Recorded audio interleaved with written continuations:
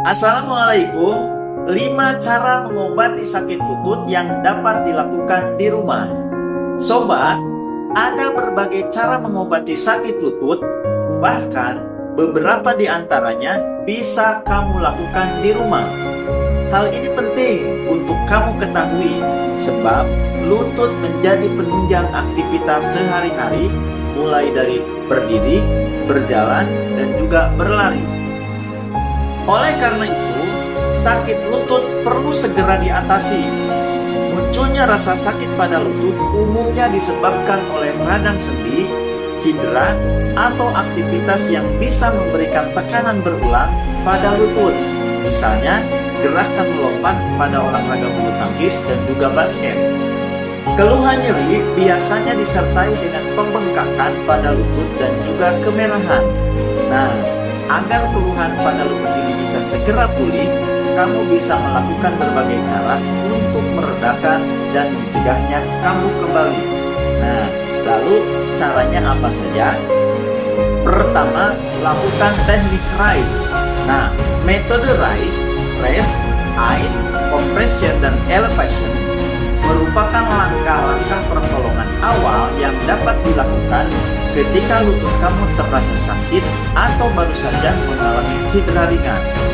Langkah pertama, rest, yaitu istirahat. Nah, segera hentikan segala aktivitas yang dapat memicu sakit lutut, setidaknya selama 2 hari setelah mengalami cedera. Selanjutnya, ice atau kompres lutut dengan es batu yang dibungkus kain selama 15-20 menit setiap 2-3 jam. Langkah berikutnya, compression, yakni beban bagian lutut yang terasa sakit menggunakan perban medis.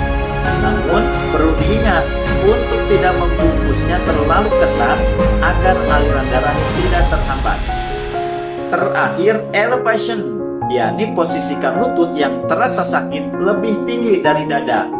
Kamu dapat merebahkan tubuh dan menopang bagian kaki yang sakit menggunakan bantal. 2. Olahraga secara rutin. Ketika nyeri pada lutut sudah mulai mereda, kamu bisa melakukan olahraga untuk menjaga kesehatan sendi dan otot di sekitar lutut. Rutin berolahraga dapat mencegah lutut kamu menjadi kaku.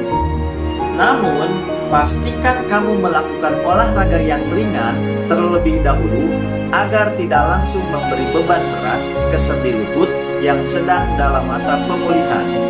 Contohnya, olahraga yang bisa kamu lakukan adalah renang atau tai chi. 3. Jalani program diet.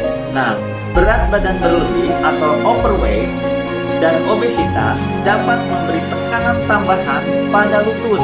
Nah, tekanan tambahan ini dapat memicu terjadinya gesekan antar tulang yang pada akhirnya mengakibatkan nyeri dan bengkak di lutut.